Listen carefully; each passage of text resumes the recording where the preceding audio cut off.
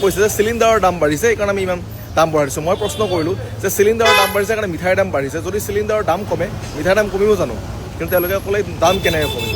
গতিকে এইটো হৈছে তেওঁলোকৰ বিজনেছ পলিচি। অনা অসমীয়াৰ এই যিটো লবি, এই লবিটোৱে মানে এনেকৈ মানুহক, অসমীয়া মানুহক ব্যৱহাৰ কৰে, এনেকৈ মানুহক মানে তেওঁলোকে কি বুলি ভাবে আমি বুজি পোৱা নাই কথাটো, যে তেওঁলোকে আমাক ভাবে কি বুলি, যে আমি এইটো প্ৰাপ্য হয় এজন গ্ৰাহকৰ যেতিয়া আপুনি বস্তু এটা কিনিব তাৰ লগত ছাৰ্ভ কৰিবৰ কাৰণে আপুনি এখন প্লেট দিয়াটো এইটো জৰুৰী হয়। কিন্তু তাৰপিছত তেওঁলোকে কিন্তু এইখিনি কথা উল্টাই কৈছে যে আপোনালোকে প্লেটটো কিনি লওক, আমাৰ একো লাভ নাই ইয়াত।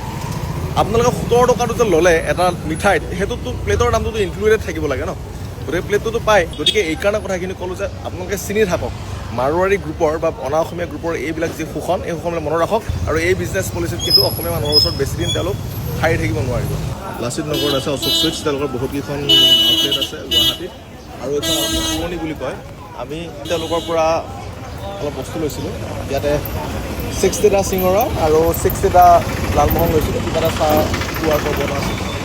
আমি ভবা নাছিলোঁ তেওঁলোকৰ পৰা এনেকুৱা ৰেছপন্স পাম বুলি। মূল কথাটো হ'ল যে তেওঁলোকক আমি যেতিয়া অৰ্ডাৰটো দিলোঁ, এটা লালমোহন বা এটা গোল্লা তেওঁলোকে 70 ৰুপিজকৈ লৈছে। ঠিক আছে, তেওঁলোকৰ পুৰণি নাম অশোক চুইটছ, 17 টকা কৰিছে, 17 টকা একচুৱেলি হোৱা নাই ক'তো, আৰু চিঙৰাত তেওঁলোকে 12 টকা লৈছে, এইটো ঠিক আছে বাৰু। কিন্তু কথাটো হ'ল যে তেওঁলোক ক'লে যে অকণমান 60টা যিহেতু ল'ম, অলপ নেগচিয়েট কৰি দিয়ক, তেওঁলোকে কোনো কাৰণে নেগচিয়েট নকৰে।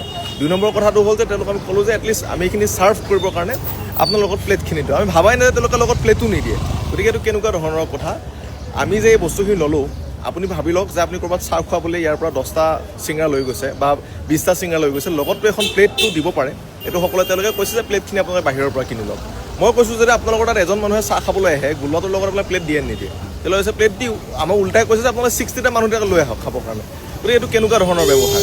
গতিকে এই অনা অসমীয়াৰ এই যিটো লবি, এই লবিটোৱে মানে এনেকৈ মানুহক, অসমীয়া মানুহক ব্যৱহাৰ কৰে, এনেকৈ মানুহক মানে তেওঁলোকে কি বুলি ভাবে আমি বুজি পোৱা নাই কথাটো, যে তেওঁলোকে আমাক ভাবে কি বুলি, যে আমি এইটো প্ৰাপ্য হয় এজন গ্ৰাহকৰ যেতিয়া আপুনি বস্তু এটা কিনিব তাৰ লগত ছাৰ্ভ কৰিবৰ কাৰণে আপুনি এখন প্লেট দিয়াটো এইটো জৰুৰী হয়। কিন্তু তাৰপিছত তেওঁলোকে কিন্তু এইখিনি কথা উল্টাই কৈছে যে আপোনালোকে প্লেটটো কিনি লওক, আমাৰ একো লাভ নাই ইয়াত।